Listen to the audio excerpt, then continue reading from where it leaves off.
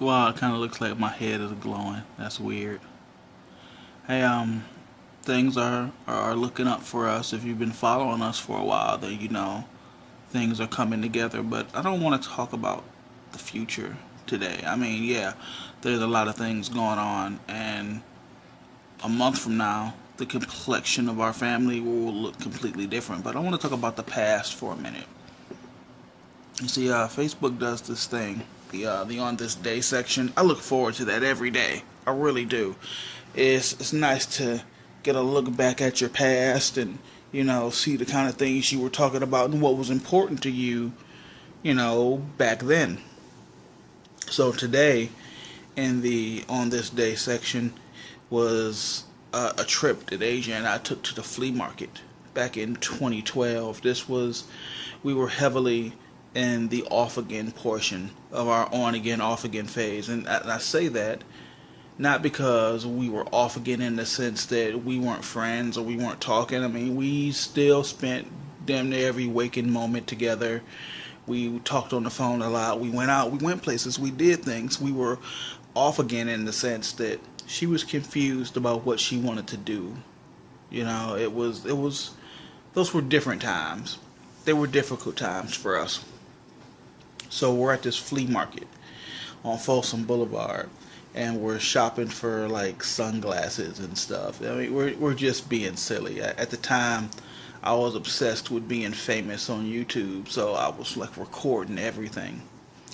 And her mother called her while we were out, and she chose not to answer. She was like, I know what she wants. I'll deal with her later.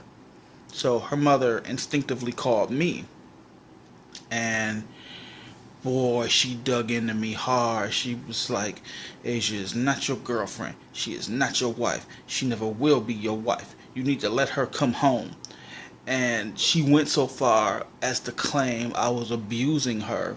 I don't think she meant abuse in the sense, and I know I talk shit about her mom, but I don't think she meant like I was beating on her or, was just mean or cruel. I think she meant abuse in the sense that I was like manipulating this poor girl, or I was brainwashing her, and they're like, yeah, you should be with me. Yeah. Or maybe she did think I was hitting her. I don't know, but why would she want to stay with me if I was hitting her?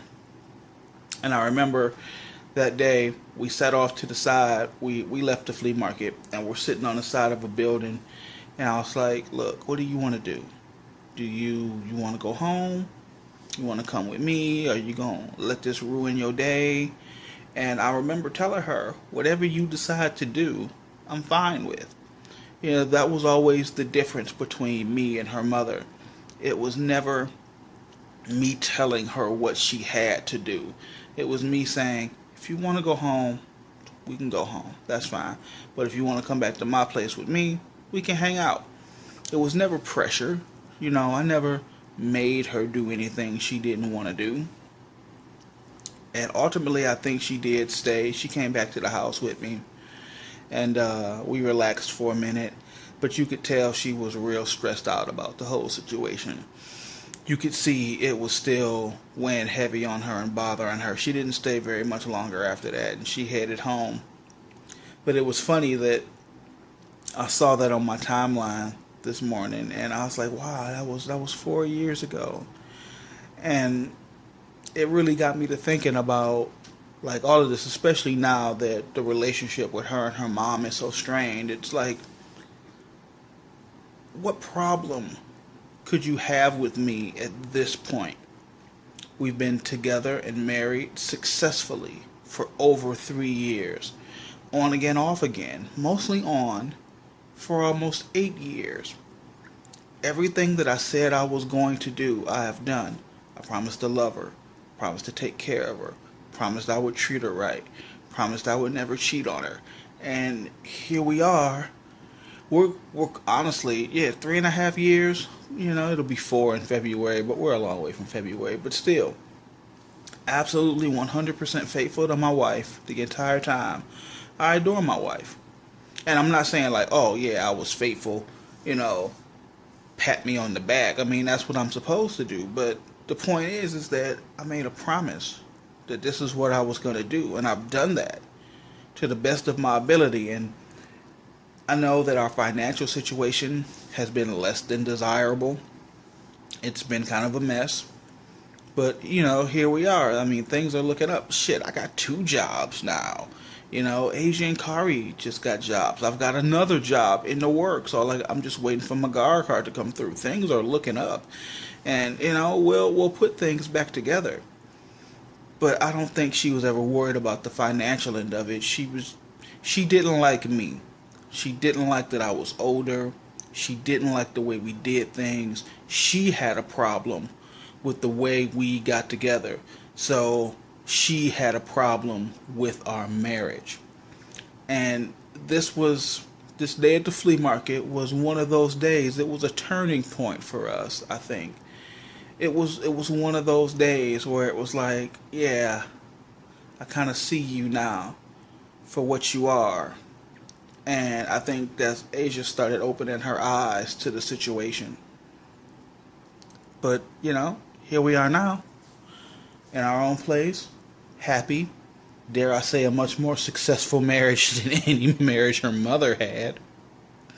I know it was terrible to say, but hey, hashtag truth hurts. We're good. And we're happy. And things are finally looking up for us. And things are going to be great again. And I can't imagine in a world where any parent would have issue with that. That any parent would look at it and statistically say, here's a man who has done everything he said he was going to do. He is everything he ever said he was going to be. And he has treated my daughter with respect and courtesy and love and affection. How could you have issue with that at all? What's your motivation for not liking it? What, because we met and she was younger? What, that she lied about her age and then we fell in love, and then by the time she told me the truth it was too late because we were in love, so I promised that I would wait until she was old enough to get married, and then we waited a year past that date and then got married and we're still in love? That's what's bothering you? It is what it is, but I just wanted to share that because I remember that day sitting on the side of that restaurant, trying to be supportive, trying not to use this to further my agenda. It's like, I could have been like, yeah, fuck your mom, you should be with me. She trying to tell you what to do. But no, I was real calm. It's like, what do you want? I think that's always been the major difference between us, is that I always say, well, what do you want to do? What's the next move for you? I never, wagged the Bible at her and was like, God says you have to do this, so do it. I always gave her the choice. And at the end of the day, she chose me.